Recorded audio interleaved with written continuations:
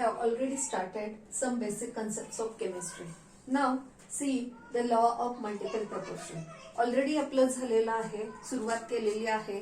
So basic concept त्याच्यामध्ये आपण बऱ्याच गोष्टी बघितलेल्या आहेत. आज आपण बघायचा next law, that is the law of multiple proportion. Now directly see the law of multiple proportion. when the elements A and B combine to form more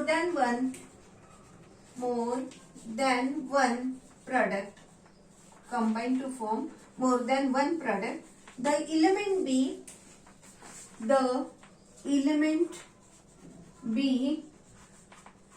combine with A in ratio of small whole number. Now see here, म्हणजे काय, the element ए आणि बी ते काय होतात, combine होतात and they form more than one compound. The element B combine with A in ratio of small whole number. For example, the carbon and oxygen combine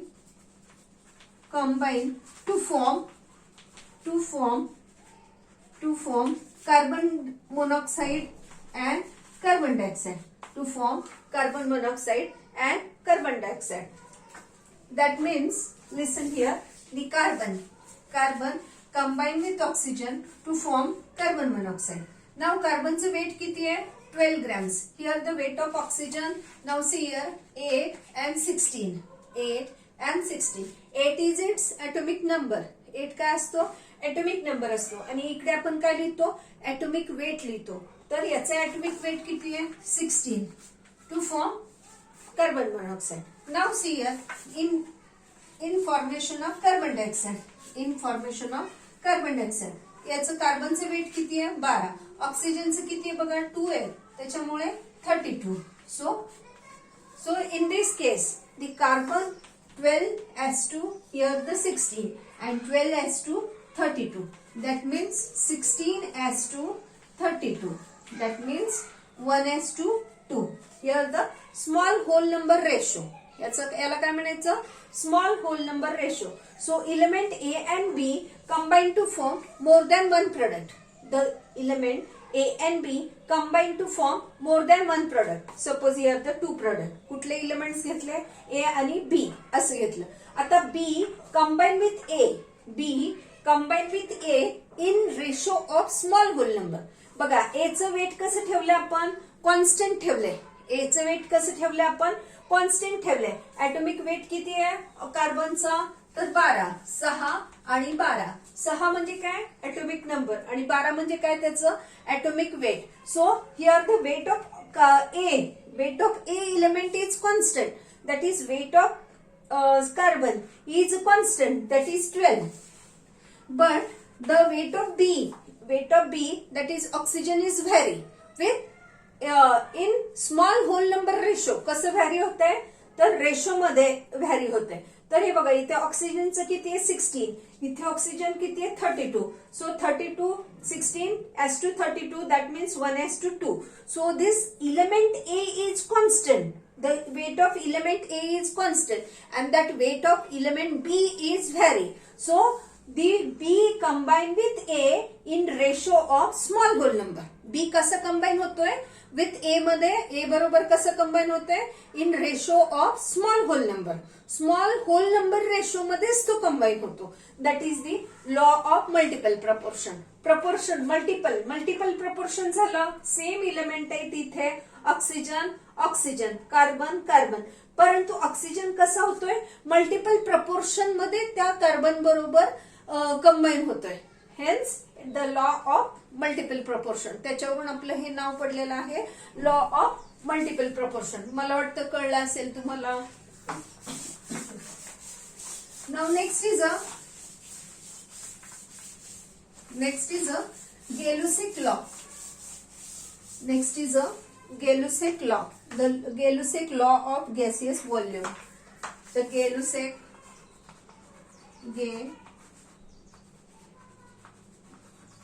law of combining volume.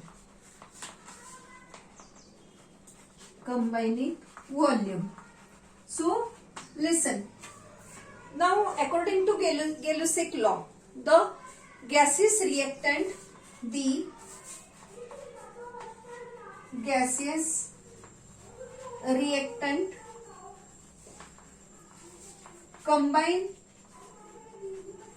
combine to form gaseous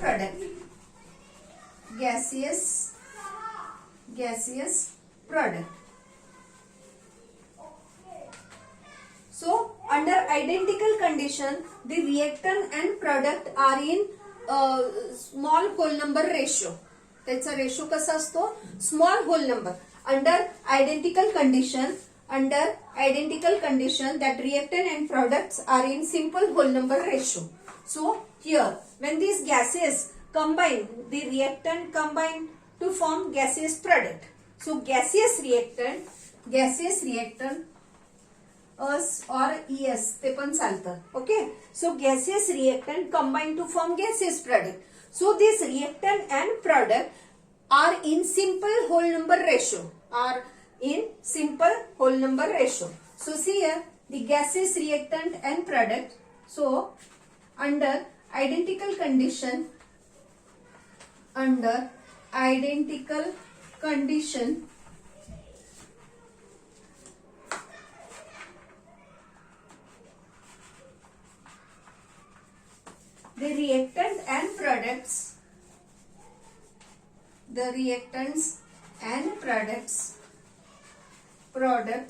are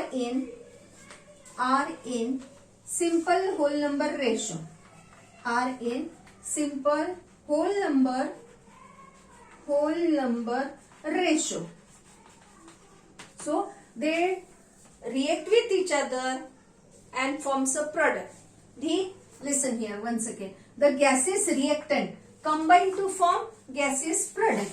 So these reactant and products are in simple whole number ratio. In chemical reaction, the gaseous reactant converted to gaseous product. So under identical conditions of temperature and pressure, the reactant and product are in simple whole number ratio. For example, nitrogen gas combine with hydrogen gas to form ammonia. So see here the volume. Here इथे काय लिहिलेलं नसतं म्हणजे किती असतं? 1 volume. Here the 3 volume and here is 2 volume. So ratio 1:3:2. That means the reactant combine to form gaseous product. So these reactant and product are in simple whole number ratio. These reactants and product are in simple whole number ratio. Okay. Now see the another example. Suppose hydrogen gas combine with chlorine gas to form HCl gas. So twice HCl. So volume किती झाली बघा? 1 volume. So here the chlorine plus 1 volume and here the 2 volume. So ratio काय झाला? 1:1:2. So listen here. The gaseous reactant combine to form gaseous product. The gaseous reactant combine to form gaseous product under identical conditions of temperature and pressure. These gases reactant and product are in simple whole number ratio. During the reaction, these gaseous reactants and gaseous product are in simple whole number ratio. बघा simple whole number ratio दिसतोय का? Yes. So over. explain the law can be asked for the exam. Okay.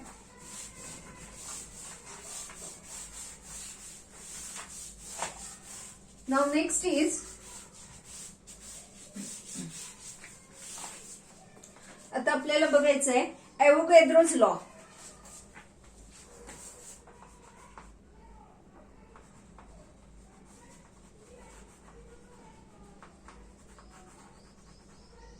ॲव्होगॅड्रोज law. So ॲव्होगॅड्रोज law, Avogadro नावाचा scientist होता, त्यांनी त्याच्यावर study केला, सगळे gases laws were study केला आणि मग त्यांनी एक लॉ फाइंड आउट केला. तर equal volume of all gases, equal volume of all gases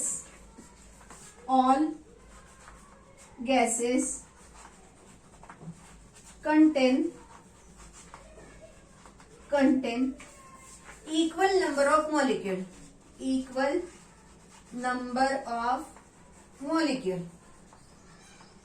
तर ॲव्होगॅड्रो सायंटिस्टने under identical condition, under identical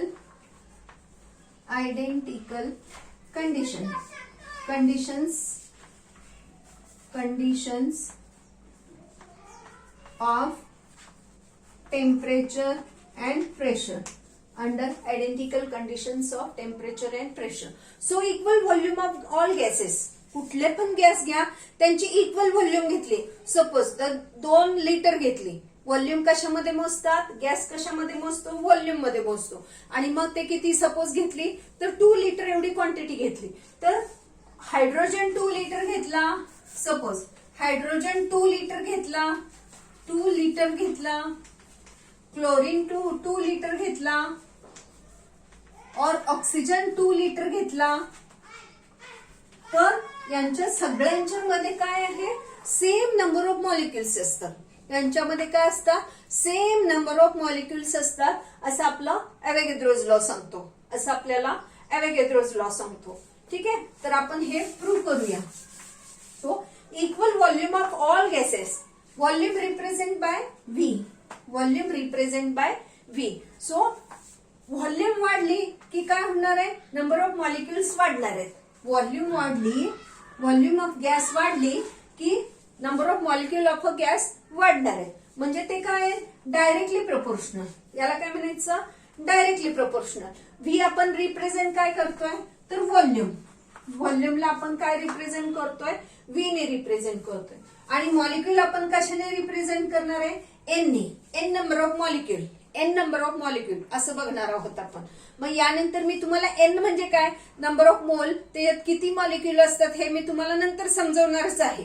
हे डेरिव्हेशन झालं की मी तुम्हाला सांगणार आहे की एन ची व्हॅल्यू काय असते, कारण हा ॲव्होगॅड्रोज लॉ आहे. मग N is equal to Avogadro number of molecule, हे मी तुम्हाला नंतर सांगणार आहे.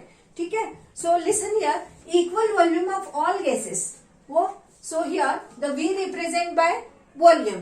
So volume is directly proportional to number of molecule. Number of molecule. That means V is directly proportional to N. Suppose the number of molecules are N.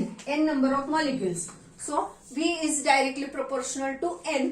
So directly proportional sign आपल्याला काढून टाकायचं आहे. So V by N is equal to constant. V by N is equal to constant, some constant figure. Okay. Now according to STP condition, at STP म्हणजे काय, standard temperature and pressure. STP condition म्हणजे काय, standard temperature and pressure. So standard pressure किती असतं तर आपण atmosphere मध्ये बघितलं तर ते असतं 1 ऍटमॉस्फिअर. टेम्परेचर केल्विन मध्ये असतं नेहमी. So 273 kelvin. So always temperature in kelvin. So 273 kelvin. So the pressure 1 atmosphere temperature is 273.15 Kelvin. Now at STP the different gases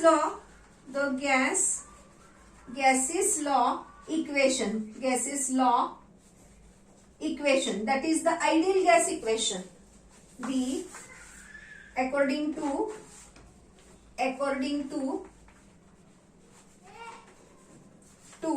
ideal gas equation PV is equal to nRT. Equation कुठला आहे? PV is equal to nRT. So here the V by N, we want V by N. So V by N is equal to RT upon P. RT upon P. Now R is the gas constant. इथे काय आपला R is the gas constant.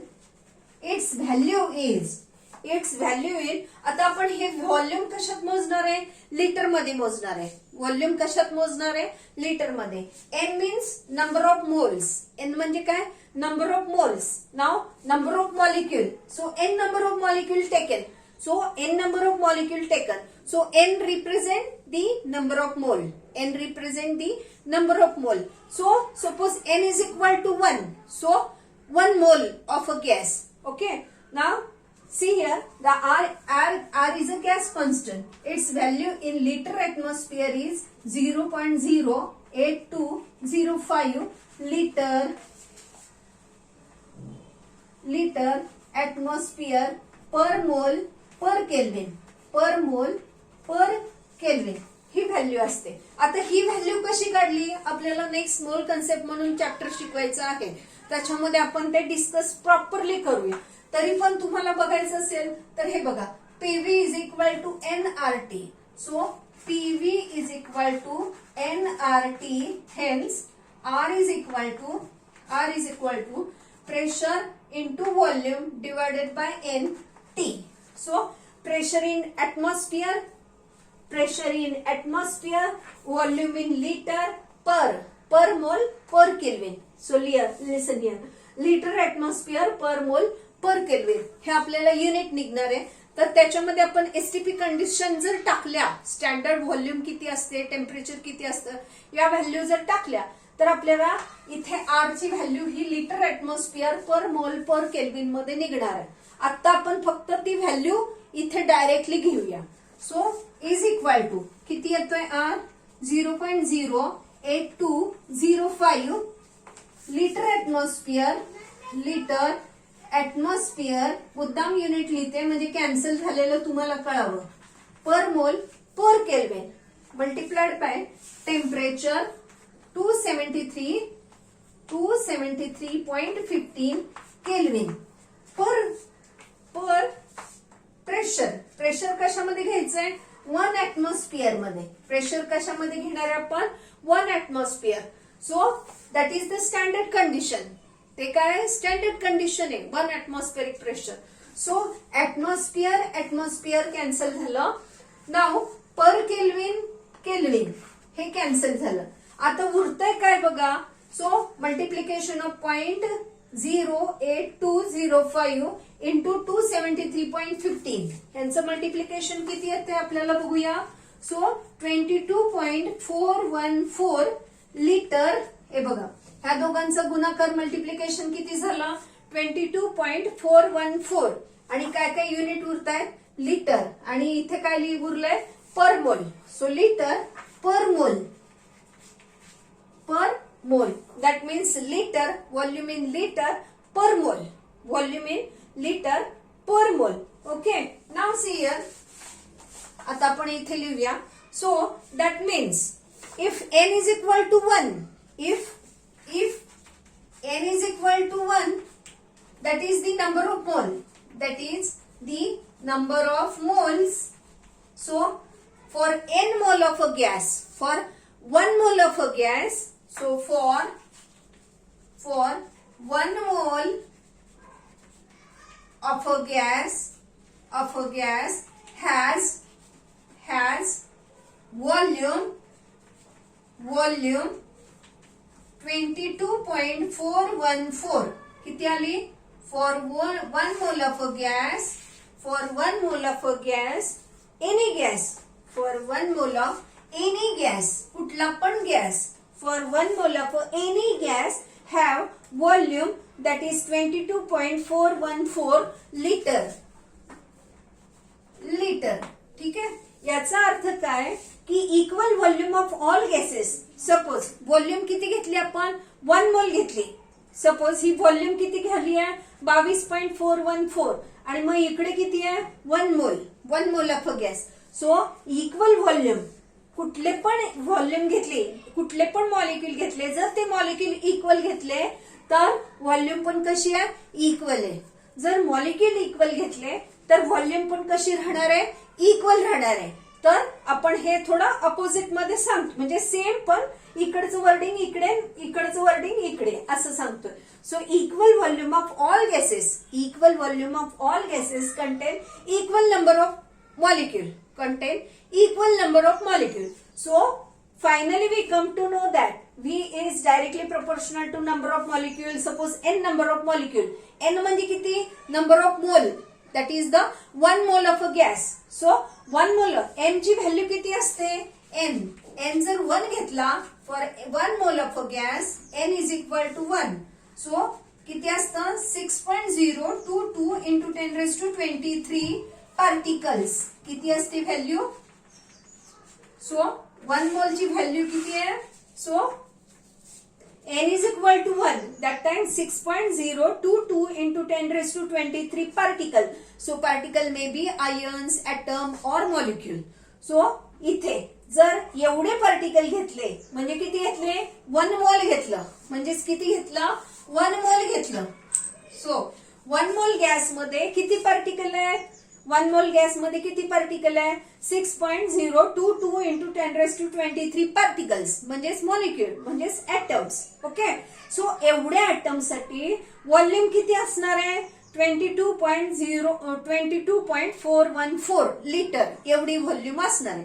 म्हणजे equal volume of any gas, equal volume of any gas, कुठलाही gas घेतला पण त्याची जर volume आपण 22.414 22.414 मे बी हायड्रोजन, ऑक्सिजन और क्लोरीन और एनी गॅस HCl, CO2 कुठलाही गॅस घेतला आणि जर त्याची व्हॉल्यूम जर सेम घेतली, जर त्याची व्हॉल्यूम जर सेम घेतली तर त्याच्यामध्ये इक्वल नंबर ऑफ मॉलिक्यूल असतात. हे आपल्याला कोणी सांगितलं, अवोगॅड्रोनी सांगितलं. आणि म्हणून याला आपण काय म्हणतो, या नंबरला काय म्हणतो आपण अवोगॅड्रो नंबर. या नंबरला आपण काय म्हणतो Avogadro number. That is Avogadro number कुठला आहे मग 6.022 into 10 raised to 23. So equal volume of all gases content equal number of molecule. आपण हे प्रूव्ह केलं तर मला वाटतं हे तुम्हाला कळत असेल आता. ठीक आहे. Now next is a Dalton's atomic law. Dalton's atomic law. Dalton नावाच्या सायंटिस्टनी काय केलं, ऍटमवर डिस्कशन केलं 1808 आय थिंक. तर त्यावेळेला त्या डाल्टन शास्त्रज्ञाने, डाल्टन सायंटिस्टने त्या ऍटम्सवर स्टडी केला. पूर्वी सर्वप्रथम ही कल्पना आपल्या भारताच्या कणादृष्टीने मांडलेली होती, परंतु ती पुट फॉरवर्ड नाही केली, त्यांनी ते एक्सपोज नाही केलं सगळं, परंतु ते लिमिटेडच नॉलेज राहिलं. मग सांगितलं नसल्यामुळे ते काय झालं, ते तसंच राहिलं. त्याच्यानंतर डाल्टन सायंटिस्टनी काय केलं, त्या ऍटम बद्दल स्टडी केला आणि ऍटमचे काही पॉस्ट्युलेट्स पुढे मांडले. मग हे त्याच्यावरून जो features of Dalton's atomic theory, features और postulates of Dalton's atomic theory. Dalton's atomic theory. So first postulate is atom is the smallest unit of particle. Atom is the smallest unit of particle. Now see here. So matter consists of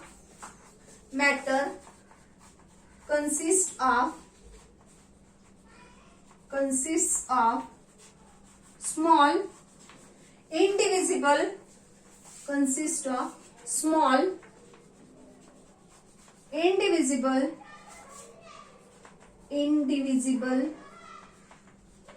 small म्हणजे काय tiny. Small म्हणजे काय tiny. Tiny म्हणजे smallest. So small indivisible particle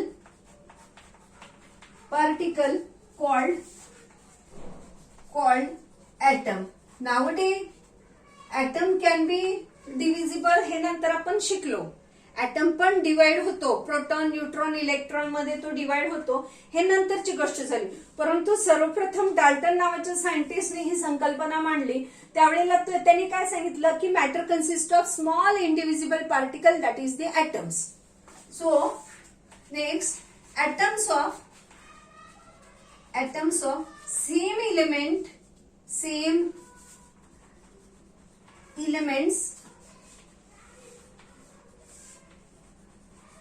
are same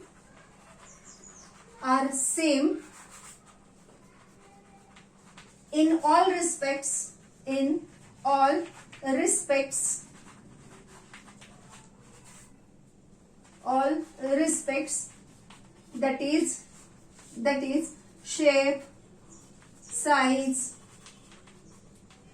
then properties, physical and chemical properties. So the atoms of same element are same. Atoms of same elements are same. म्हणजे same size, same shape and their chemical and physical properties are same. म्हणजे हायड्रोजनचे atom जर घेतले आपण तर त्यांच्या property, हायड्रोजनचा atomic mass, atomic weight हे सेमच राहणार आहे हायड्रोजनचं. त्याच्या ज्या काही फिजिकल आणि केमिकल प्रॉपर्टीज आहेत त्या सुद्धा कशा असणार आहेत, सेम असणार आहेत. So atoms of different element are different. The atoms of different elements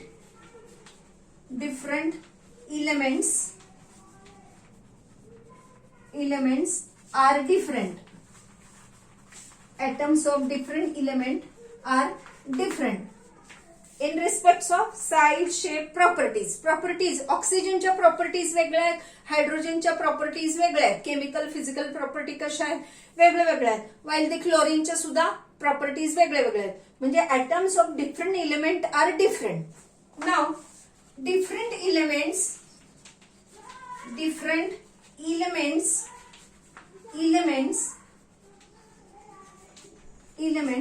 combine to form product or compound. Combine to form compound. Compound means संयुग. मराठीमध्ये काय म्हणतात त्याला, संयुग. So different element combine to form product. So during the combination they combine in specific manner in small whole number ratio. आत्ताच आपण कुठले वेगळे रूल्स पाहिले. लॉ ऑफ, पहिला लॉ बघितला आपण कॉन्झर्वेशन ऑफ मास, त्यानंतर बघितला Gay Lussac law, Avogadro's law, multiple proportion, then definite proportion. हे सगळे गॅसेस लॉज आहेत. या लॉच्या नुसार they combine to form a product. Now next is a during chemical reaction there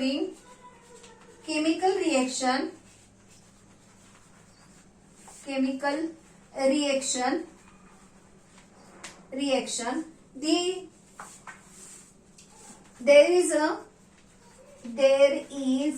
an exchange of atom or reorganization of atom. That is reorganization